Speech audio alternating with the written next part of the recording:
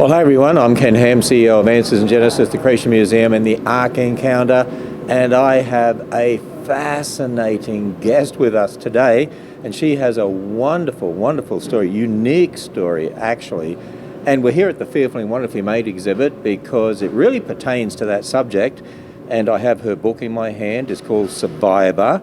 I'm talking to Claire Culwell here. And as I speak with her, you're going to find out some fascinating information, very convicting information too, as well. She has spoken all across the US and other parts of the world, even spoken on the same stage as Tony Perkins and Donald Trump. And she's spoken at pro-life rallies and in state houses and to youth groups, churches, because you have a fascinating story. And so, first of all, Claire, thanks for being here and thanks for visiting. And I look forward to reading the entire book. I've heard you give your story and account of what's happened in your life.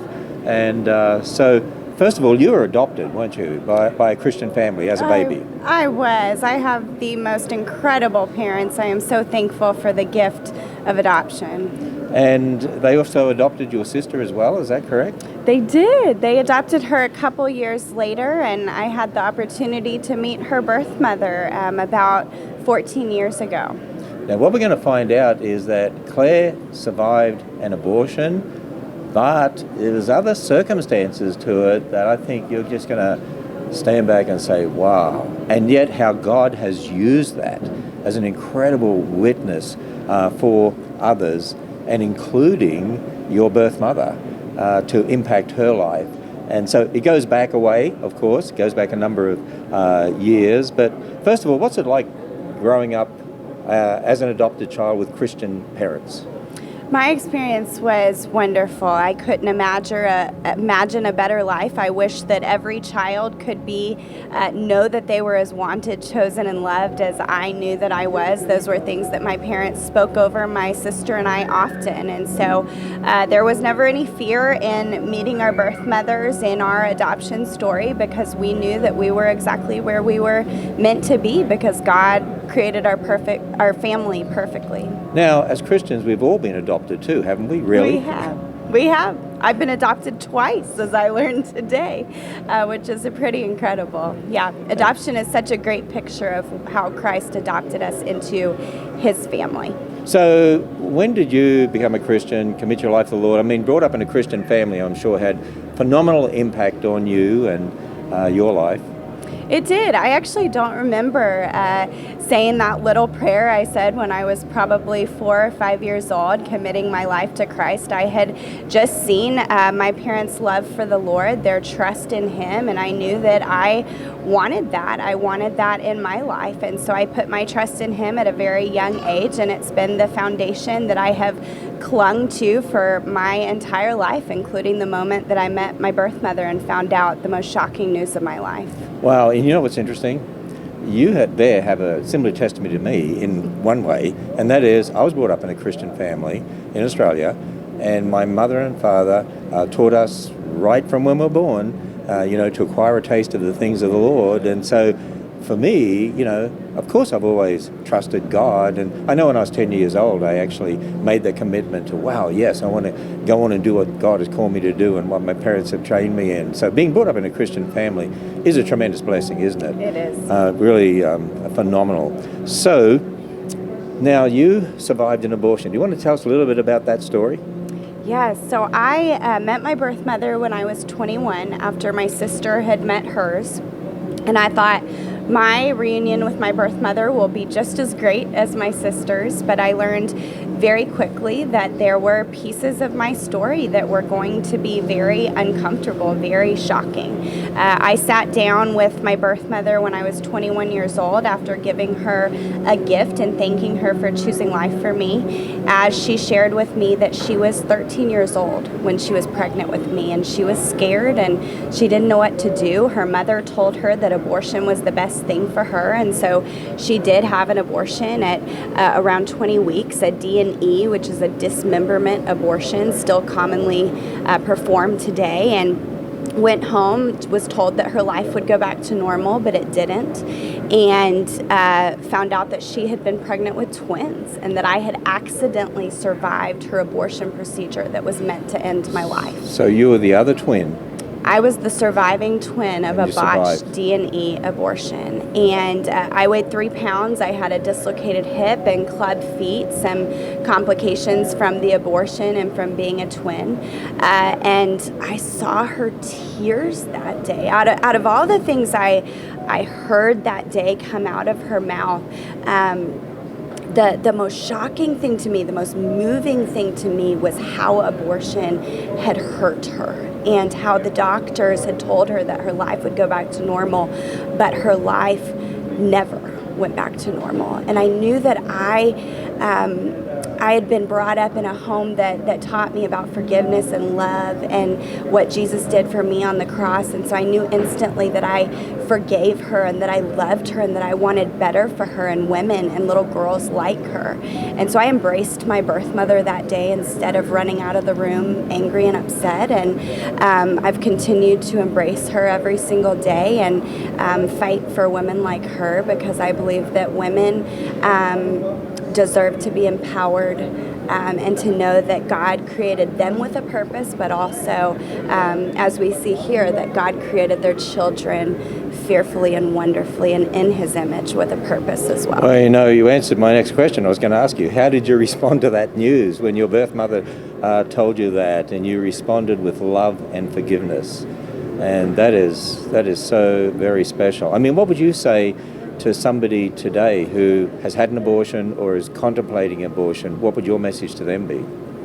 There is hope and there is healing, because God, He came to the cross and He bears our burdens, and He wants to make something new and something beautiful out of things that are messy about our lives, things that are hurtful and disappointing, things that we regret deeply.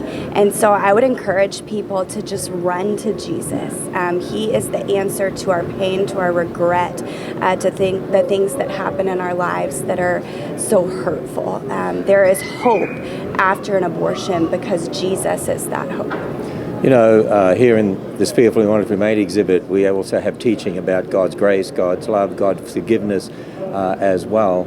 And, we don't want just to save babies. I mean, of course we do, right? We want to save children, but we want to do what you just said. We want to direct people to the Lord Jesus Christ. And so it involves both those things, doesn't it? It does. And that's very important. And for you as a Christian, that's important, isn't it? Absolutely. I wanted my birth mother to have that. When I saw that pain in her eyes as she shared with me about her abortion, I wanted her to know Jesus like I had. I wished that she had an upbringing like I had, but she didn't.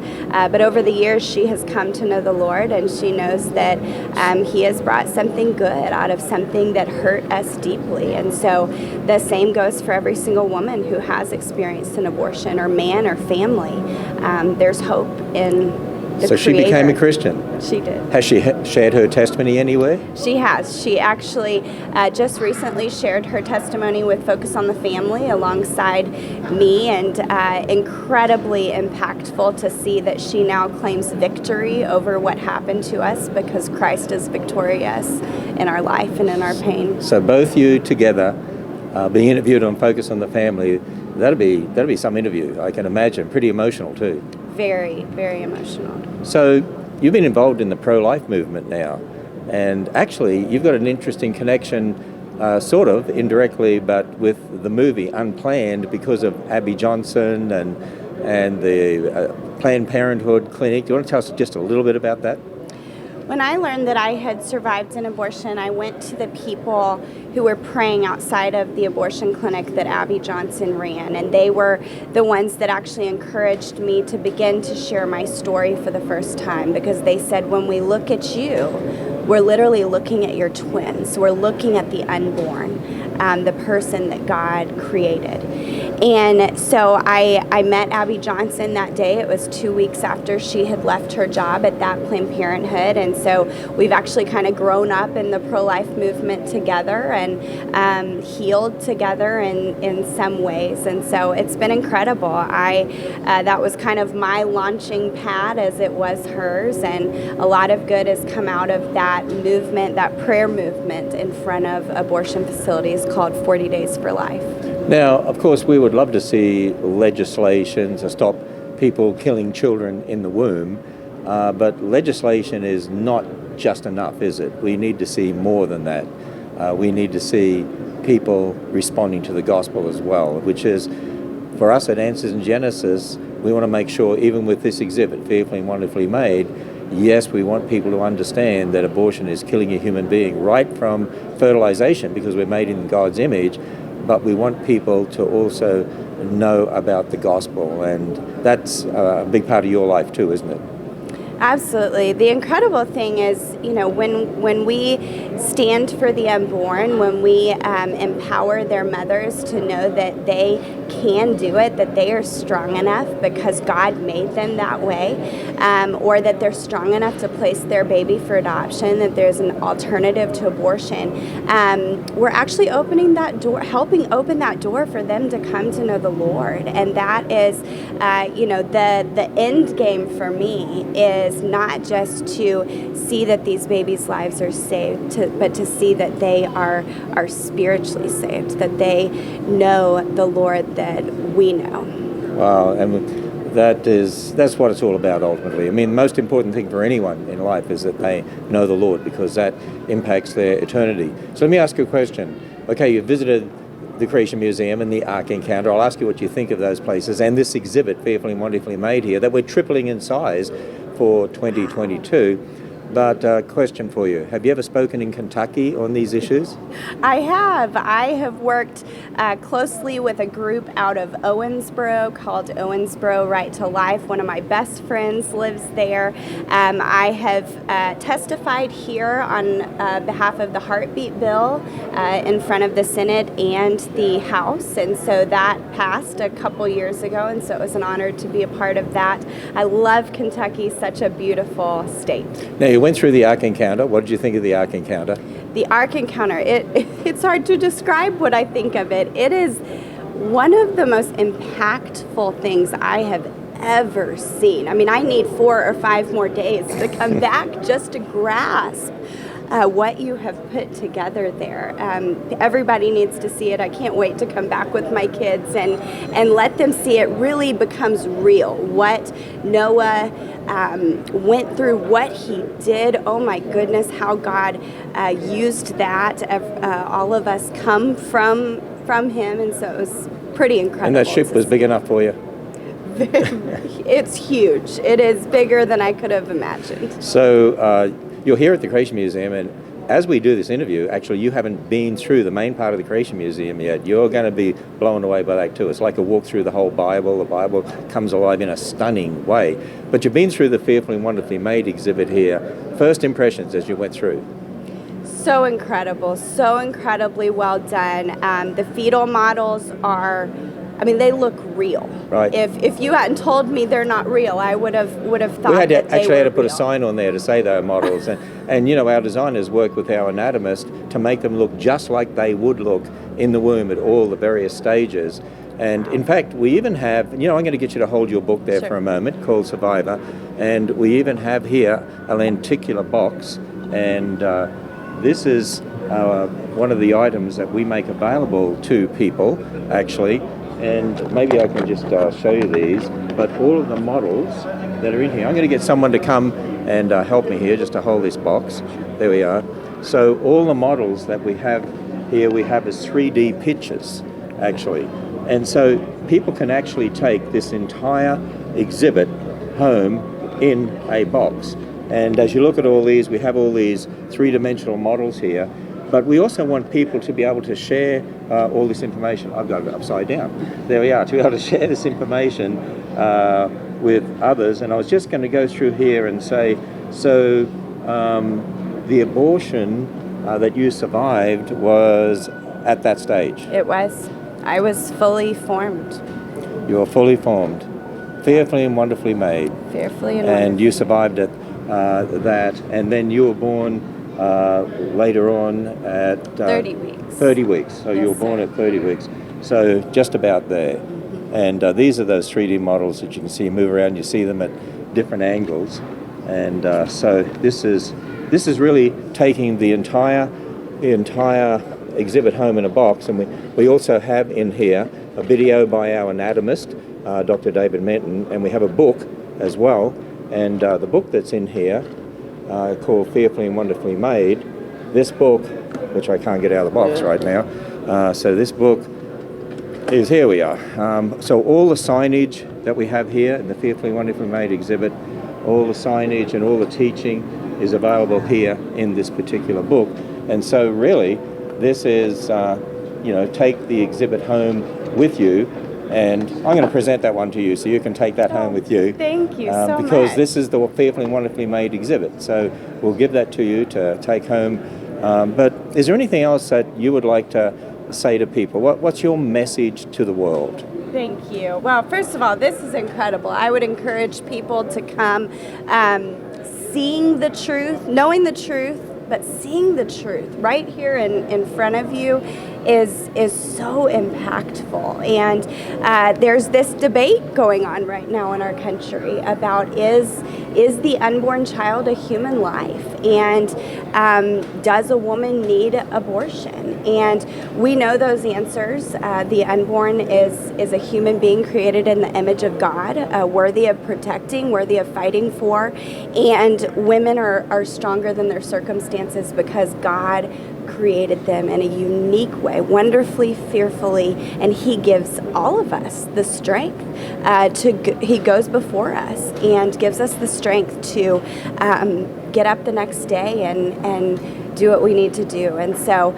I would encourage you, if you haven't been here, to come by. You will be so inspired and you will be equipped to go home and begin conversations in your homes, in your church, in your community, conversations that truly matter to the heart of God. So, Claire, I heard you were an introvert. You don't sound like an introvert to me. You know what I think it is? You're passionate about this message. And when you're passionate about this message, being an introvert goes away, right? I ask God every single time I speak or share my story. I say, God, I don't know what I'm going to say. So can you help me? And every single time He does. And so I know that I can do it again, day after day after day, because He gives me the strength. So one last thing, your family has also been very much involved in adoption. And so would you like to tell people something about adoption? Yes. So adoption is, such an incredible gift. When I first learned that I had survived my birth mother's abortion, I typed up this flyer and went and took it back to the people that were praying outside of that abortion clinic that Abby Johnson ran in College Station, Texas. And I wanted them to hand it to the women and the families that were going in to have an abortion. And one of the things I wrote in that flyer is that I wish that every single person in the country, every single person in the world was loved in the way that I was loved, was wanted and chosen in the way that I was wanted and chosen by my parents who adopted me. Adoption is so incredible. In fact, it's our normal. I tell people a lot that my only biological daughter feels left out because she doesn't have a birth mother. But I'm okay with that, because it's such a perfect picture of Christ and how He has welcomed us into His family. We did nothing to deserve it, but He chose us and He loved us anyway. You know what, I can't think of a better way to finish this interview than with your own words, what you said right then. Claire, thanks for being here with us, and I praise God for your ministry and ask His blessing upon you as you continue to minister across the country and around the world. You'd have an impact on so many people out there, and we'd see lots of children saved, that maybe people are considering abortion, that they would rethink that, and most of all, that they and children to be born out there would come to know the Lord Jesus as their Savior. Yes. So thank you. Thank you so much for having me, and thank y'all for what you're doing here.